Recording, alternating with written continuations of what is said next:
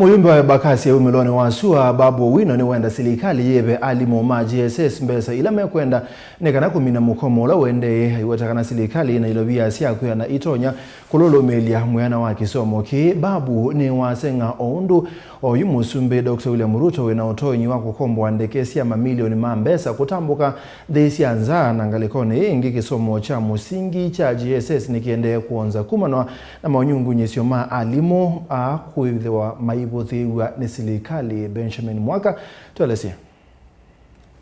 Babu niwenda Silikali ni valukite muno nthino wa kwailia kisomo cha musingi na kila kuma skulu cia vingwa tamu wa keli kisomo cha JSS kitambaikite alimu ama junior secondary mevito mikomoni mathithia Silikali manenge ivalua na kandarasi cia kutwa.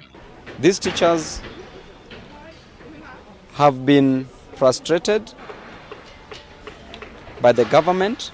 The government has refused to confirm these teachers as permanent and pensionable teachers. They were promised 1 year ago that they were going to take the internship program for a period of 12 months.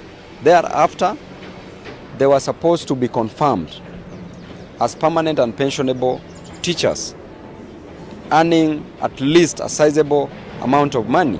Niwenda Alimu ni maile kuigombea silingi ngili miongwena vandu va ilovia nivyo ngili 17 ila methito mathiiw'a ooyu ola wathingilila Silikali vina mbesa cia kwianisya ndivi ino.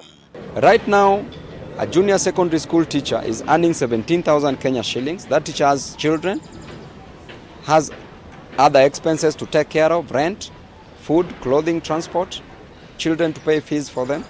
And they cannot afford using that because the money is too little. In the hardship areas, the JSS teachers should be paid 47,000 Kenya shillings, 47,000 Kenya shillings. And in other areas, they are supposed to be paid 38,000 Kenya shillings. And therefore, the government should keep their promise. The court has already made a ruling, and the government should not go against this ruling. There should be no contempt of the court's decision to employ the JSS teachers as permanent and pensionable teachers. Niwathekeia muno ndambuka ya President William Ruto kuya Amerika ile kuita mamilioni ma Mbesa na ila iendeeye kukilia makulyo mutia itino kumbuka ono kui wiwoga kuma va Kenya ngina Amerika ni wa mamilioni ma Mbesa. The government does not care. President has run away to the United States of America.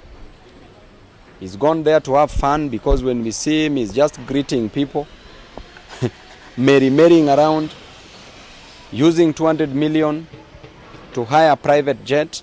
Zama ya mbunge ya budget kwisila kwa mwene kivelo wake Muyumbe wa Kiharu ndindi nyoro chumwa kama kivitu ni atangasia kana Silikali ni vania kuvathia Mbesa bewa silingi bilioni na budget ni ukite nokana kuthinikia uandikani wa alimu ama JSS. They should be treated as normal teachers. They should be given these jobs because they deserve these jobs.